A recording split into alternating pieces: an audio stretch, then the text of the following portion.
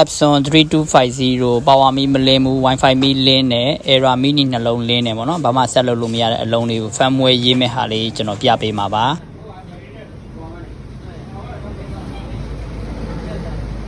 firmware update ကျွန်တော်ဆွဲနေတာเนาะ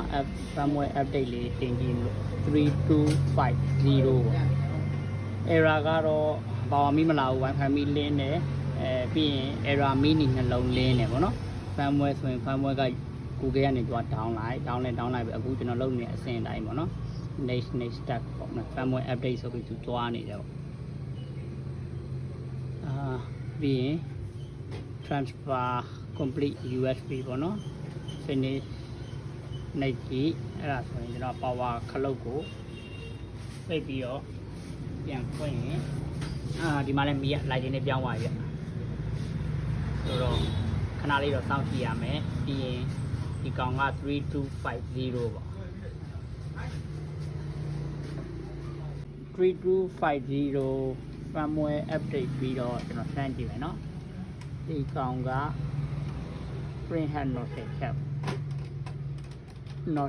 အရင်ထုတ်ကြည့်လိုက်မယ်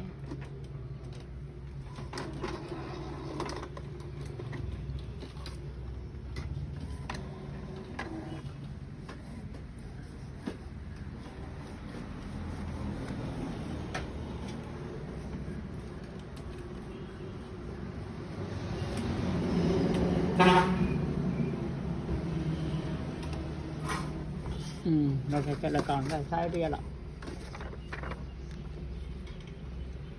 นอเซเลยเข้ามาดูยากๆดู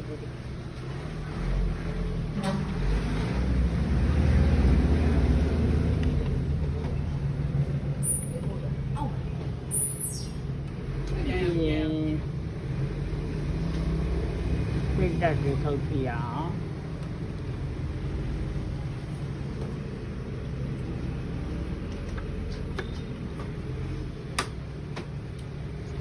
Just print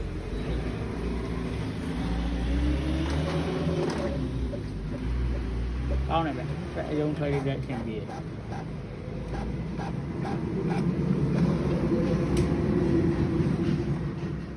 ဒါဆိုရင်3250လို့မီး Power Me မလင်းဘူး Wi-Fi မီးလင်းနဲ့ Error Mini နှလုံးလင်းမယ်ဆိုလို့ရှိရင် firmware update လုပ်ရုံနဲ့အဆင်ပြေပါတယ်เนาะ